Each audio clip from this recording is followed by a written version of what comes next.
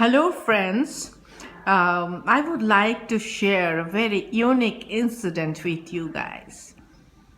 Today in the morning, while I was going for my morning walk, I saw a gentleman, a tall, lanky gentleman with deep blue eyes running back towards me. And as our eyes met, he looked at me and all of a sudden he said, "Oh, my darling, I think we know each other. Can we sit down on the bench and talk for a while?" Amused, I agreed. We sat on the bench and he took my hand in his and he asked me, "What is bothering you so much, my darling?" I told him nothing. I'm terribly happy with my life. I love everyone around me. And he told me, "No, you don't.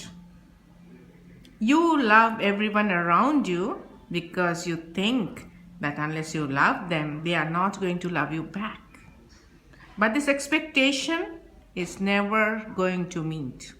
And one day you're going to feel depressed, suppressed, let down, unhappy, and it's going to cause you a lot of stress, my dear. Why don't you love yourself as much as you should?" I told him, "Of course I love myself." And he said, "No, you don't. If you had loved yourself, you would be a different person. You would look bright and beaming with pride and happy and jolly. But you look so forlorn and you look so sad and you look lost. And I want you to look better, different." And I asked him, "Then what's the way to go about it?" He's saying the only way to go about it is to love yourself first. I said, "I love myself." And he said, "No, you don't. You only care for others and you're waiting for others to love you back," which is not going to happen because people are selfish. They are self-centered. They will molest you emotionally. You will be drained out, my child.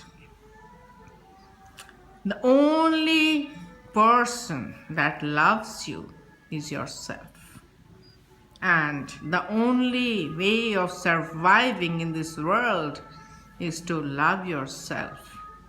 You must do what you feel is best for you instead of caring for others all the time.